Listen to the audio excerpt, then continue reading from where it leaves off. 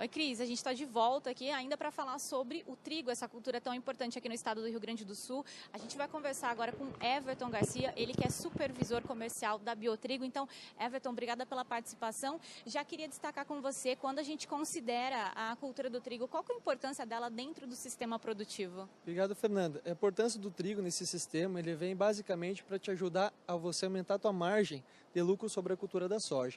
Pensando em manejo de plantas daninhas, redução também da presença e ocorrência de nematóides, redução da ociosidade dentro da propriedade, como mão de obra, máquinas, equipamentos.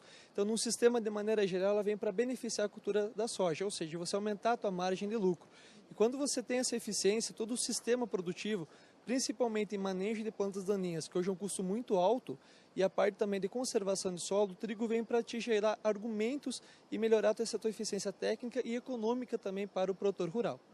Agora, o Everton, conta pra gente qual que é a novidade da Biotrigo aqui para o produtor que passar lá no stand de vocês, aqui na Expo Direto Cotrijal.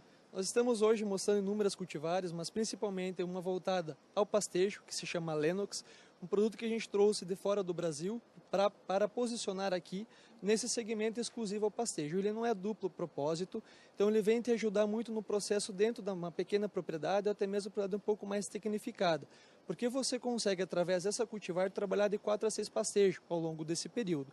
Pode realizar a semeadura logo após a saída da cultura da soja, a partir do dia 15 a 20 de março, que a gente faz a nossa indicação, tendo com a atribuição de 45 dias após a emergência o primeiro pastejo.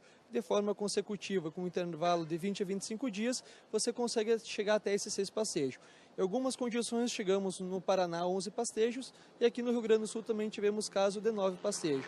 Ela me melhora uma condição principalmente em comparação com outros cultivos, pela fonte de proteína que ela agrega, que é em torno de 28 a 30% de proteína, uma proteína muito alta, pensando na dieta para alimentação de gado leiteiro e gado de corte. E além disso, eu tenho um perfilhamento agressivo, um sistema radicular agressivo, que melhora a minha condição estrutural de solo. Então a parte física, principalmente, eu tenho melhoria quando eu trabalho com esse cultivo. E tendo essa atribuição dessa taxa de acúmulo e taxa de matéria seca, eu tenho um balanceamento na minha dieta ao longo desse período. Agora, o Everton, só para a gente entender, quando a gente fala trigo pastejo, o que a gente presta atenção? Quais são essas características para diferenciar de trigo grão, por exemplo? Não, perfeito. Nesse segmento de pastejo, você visa muito essa quantidade de rebrote que o trigo tem que ter, e manutenção também sobre a qualidade, principalmente a parte de proteína, a parte também do teor de amido, que são algo que o pessoal leva muito em consideração. Quando você trabalha para a indústria moageira, você tem um critério que você tem que produzir grão para farinha, que hoje é o maior mercado, principalmente o mercado de panificação, que engloba cerca de 56%. Então você tem condições diferentes com o trabalho com pastejo e para a parte de grão-indústria, porque você tem um cenário distinto. Então, quando você pensa em pastejo, você quer a produção de matéria verde. Matéria seca, você quer agregar sobre uma dieta do animal. E a parte de produção de indústria é altamente destinada à alimentação humana. Então, é panificação, é biscoito, a linha também de bolachas. Mas assim, aqui no estado do Rio Grande do Sul, por exemplo, o produtor tem investido nesse trigo pastejo também, Everton? Exato, ele vem crescendo muito nesse processo porque ele te dá uma garantia pela quantidade de rebrote que ele traz, reforçando isso também. Então ele vem nesse segmento, porque quando você compara em termos de comparação com uma aveia, por exemplo, ele já era a melhor preferência de consumo em comparação. Então o trigo tem essa aceitação, maior palatabilidade, e o gado prefere esse tipo de produto.